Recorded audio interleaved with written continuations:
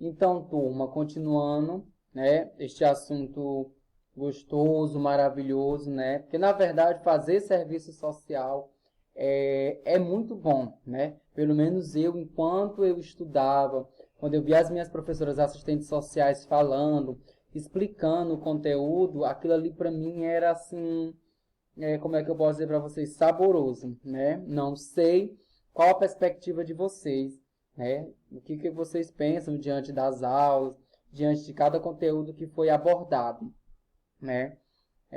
A única coisa que eu tenho a dizer para vocês, uma das coisas, né, de tantas as coisas que eu já disse, é que eu fiz serviço social, sou assistente social e eu não me arrependo. Independente do nosso salário, nós não temos um dos maiores e melhores pisos salariais, infelizmente.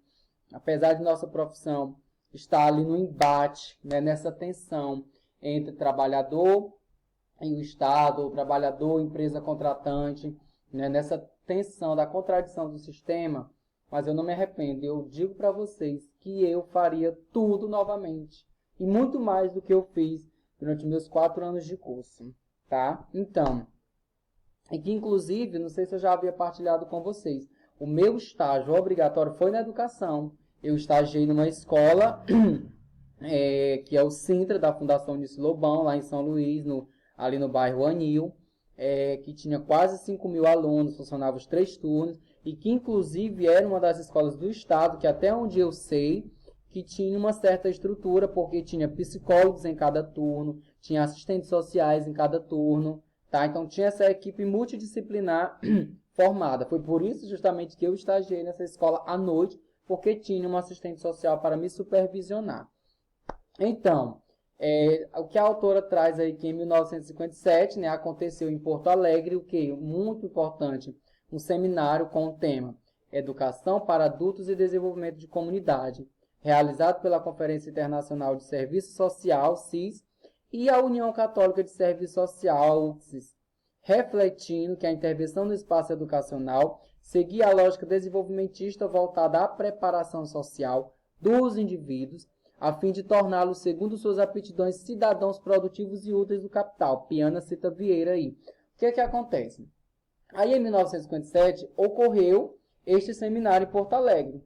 Qual era o tema deste seminário? Como diz aí, vamos dizer juntos, Educação para Adultos e Desenvolvimento de Comunidade, que, inclusive, era uma das disciplinas do serviço social, as grade curricular, há muito tempo atrás. E o que é que estes profissionais, na época, pensavam, inclusive os estudantes, né? Que a intervenção que estava acontecendo no espaço educacional, intervenção essa, através dos assistentes sociais, ela era voltada para a lógica desenvolvimentista, tá? Qual a lógica desenvolvimentista? A lógica do sistema capitalista, a lógica lá do consenso de Washington, se vocês pesquisarem aí no Google, o que foi o consenso de Washington, os países que assinaram, que comungaram com esse consenso de Washington, entendeu? E vocês vão lembrar um pouco do que vocês já tiveram em outras disciplinas, keynesianismo, o fordismo. Então, a lógica da educação nesta época, em 1957, quando se propôs este seminário com este tema, era justamente porque era uma educação voltada para preparar o indivíduo para servir ao capital. O professor está louco. Não é a verdade. Por exemplo, como que surgiu o SENAC? Como que surgiu, por exemplo, o SESC, o Sistema S? Pesquisem depois o que é o Sistema S. Para quê? Justamente para capacitar os alunos, as alunas, para fugiu agora da minha memória, para o trabalho, qualificá-los para o trabalho. Ninguém queria saber de aluno que pensava, de aluno que refletia, de aluno que analisava, de alunos ou de profissionais, desculpa, que lutassem por direito. Não. A ideia, o objetivo era a lógica desenvolvimentista, preparar profissionais técnicos, tá, que tivessem aptidões produtivas e que essas aptidões, se fossem aptidões cidadãos produtivos, eram úteis ao capital. Era essa a lógica, tá?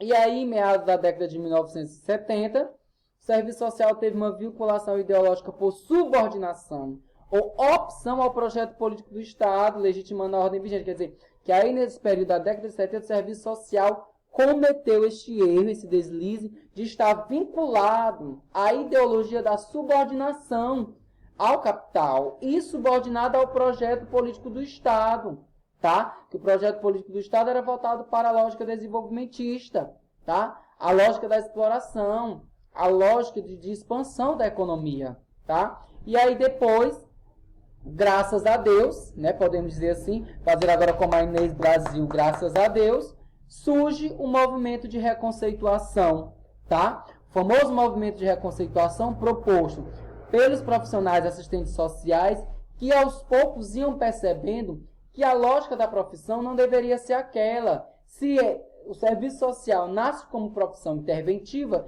então deveríamos mudar ali o norte da profissão, enquanto categoria profissional. E aí surge um movimento de reconceituação que ele é fundamentado em quê? Nos dobramentos críticos, da identidade profissional. Começou-se a perceber que a identidade profissional deveria ali passar por uma mudança, tá? E aí esse movimento de reconceituação é que faz fluir, né, o processo de ruptura, tá? E justamente trazendo aí, fazer com que o movimento de reconceituação tinha a bandeira de romper, tá, com o serviço social que era conservador, que era tradicional, inclusive de porte até positivista, tá? O serviço social que tinha uma intervenção no contexto educacional, ele faz o quê? Ele passa a ganhar novas perspectivas, tá? E aí sim ele começa a se destacar, principalmente na década de 1980.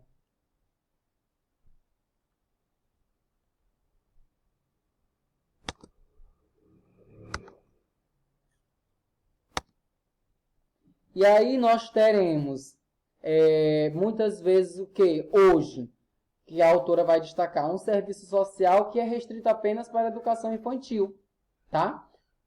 É educação infantil materializada nas creches, nas pré-escolas, centro de educação infantil, e é desenvolvido pelas secretarias municipais de educação, tá? Não sei como é que funciona aí nas cidades de vocês.